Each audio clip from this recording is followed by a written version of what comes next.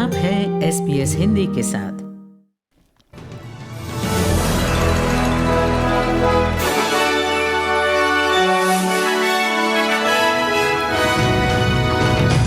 New south Wales में नए corona मामले अभी भी नियंत्रण के पार। पिछले 24 घंटों में आए 65 स्थानीय मामले।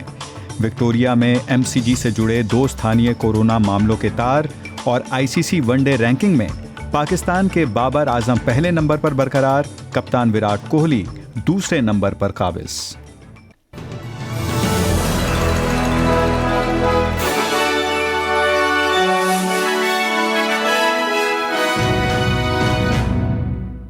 अब खबरें विस्तार से।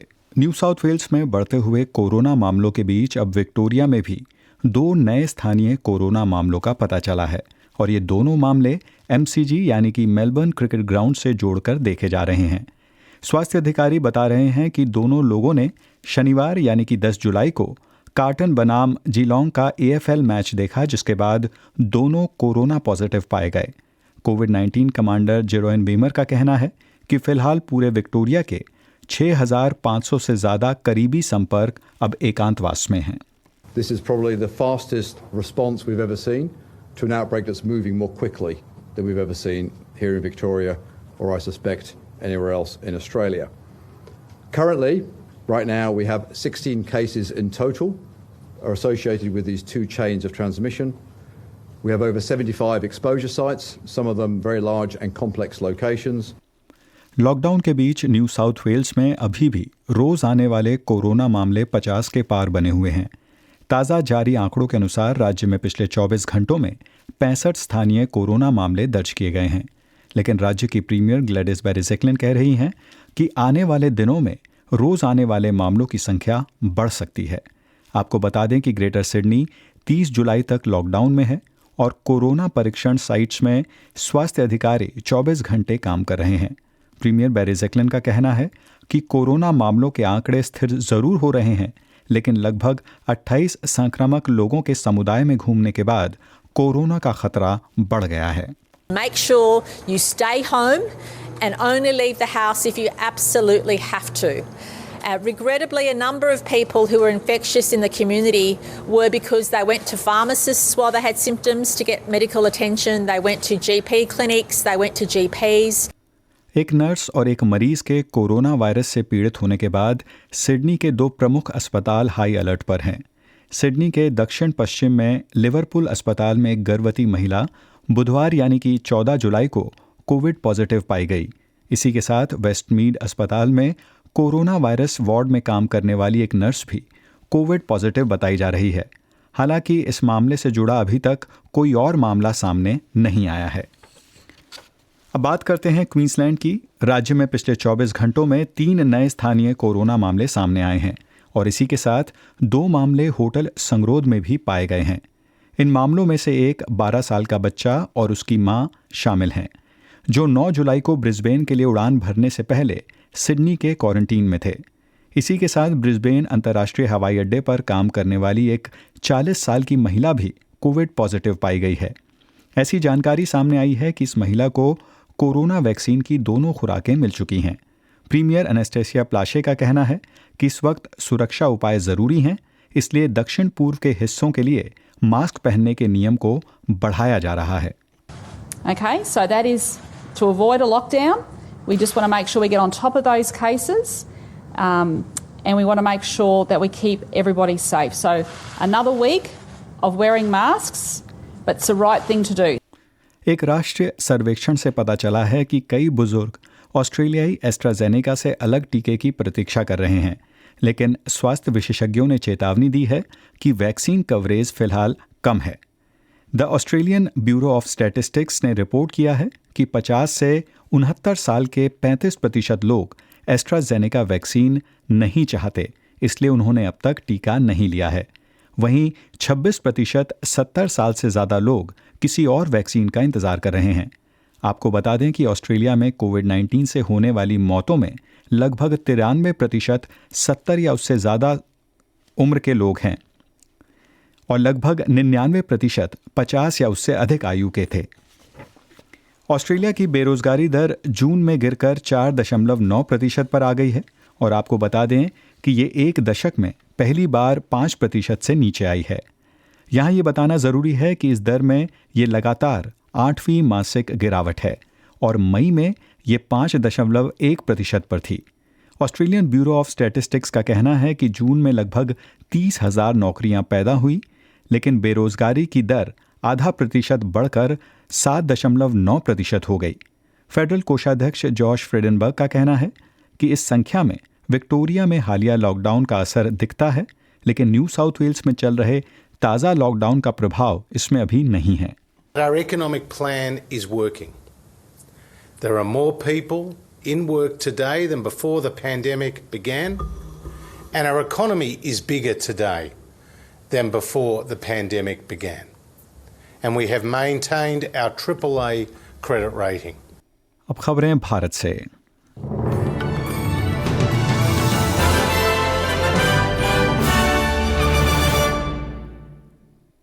भारत सरकार का मानना है कि कोरोना संक्रमण से निपटने में आयुष मिशन ने बहुत बड़ा योगदान दिया है।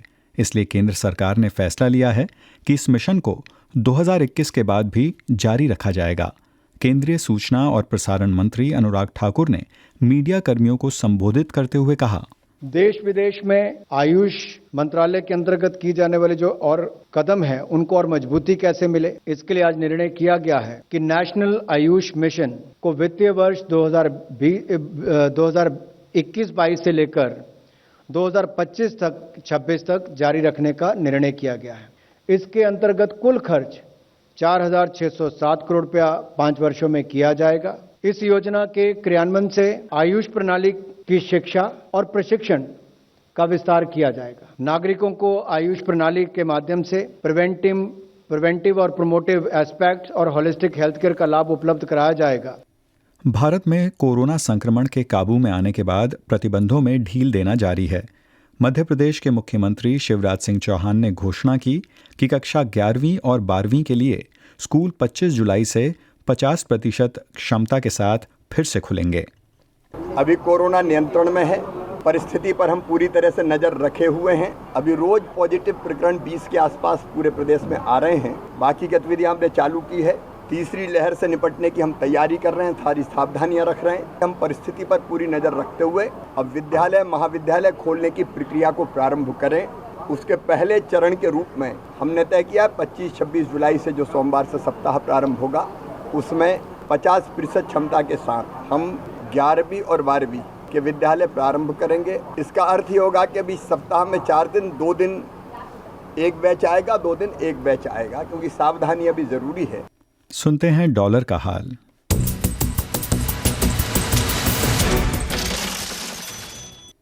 आज यानी गुरुवार को ये खबर लिखे जाने तक एक ऑस्ट्रेलियन डॉलर की भारतीय रुपयों में कीमत 55 रुपये 62 पैसे और अमेरिकी डॉलर की तुलना में एक ऑस्ट्रेलियन डॉलर की कीमत 75 सेंट्स थी। अब खबरें खेल जगत से।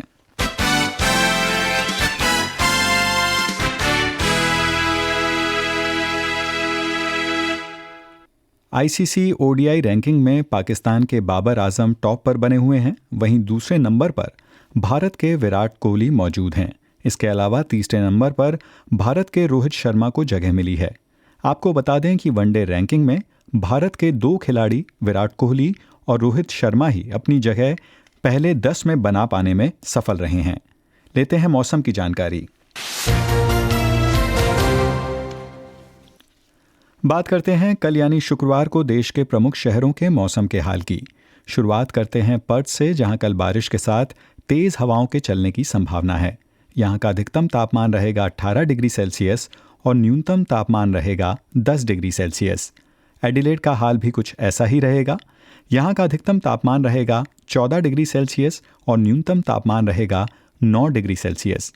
मेलबर्न में कल बारिश की संभावना रहेगी। यहां का अधिकतम तापमान रहेगा 14 डिग्री सेल्सियस और न्यूनतम तापमान रहेगा 9 डिग्री सेल्सियस। मेलबर्न के बाद बात देश की राजधानी कैनबरा की, जहां आसमान बादलों से घिरा रहेगा, साथ ही साथ बारिश की भी संभावना रहेगी। यहां के तापमान की अगर बात करें तो अधिकतम तापमान रहेगा 10 डिग्री सेल्सियस और न्यूनतम तापमान रहेगा 5 डिग्री सेल्सियस। बात करते हैं सिडनी की, जहां कल तेज़ हवाएं चल सकती हैं। यहां का अधिकतम तापमान रहेगा 19 डिग्री सेल्सियस और न्यूनतम तापमान रहेगा 12 डिग्री सेल्सियस। ब्रिस्बेन में कल बारिश की संभावना है और यहाँ का अधिकतम तापमान रहेगा 26 डिग्री सेल्सियस और न्यूनतम तापमान रहेगा 17 डिग्री सेल्सियस। डार्विन में कल मौसम साफ रहेगा, यहाँ का तापमान रहेगा अधिकतम 32 डिग्री सेल्सियस और न्यूनतम 21 डिग्री सेल्सियस। अंत में बात कर लेते हैं भारत की राजधानी दिल्ली की। यहाँ का तापमान रहेगा अधिकतम 35 डिग्री सेल्सियस और न्यूनतम 28 डिग्री सेल्सियस। इसी के साथ समाचार समाप्त होते हैं। बाकी खबरों के लिए आप हमारी वेबसाइट और फेसबुक पेज से जुड़ सकते हैं। वेबसाइट का लिंक आपको पता ही होगा, www.sbs.com.au/hindi।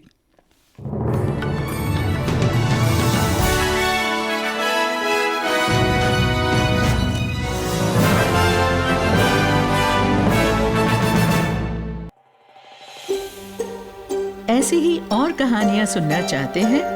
Apple podcast, Google podcast, Spotify या फिर जहां आप पॉडकास्ट सुनते हैं वहां हम हैं।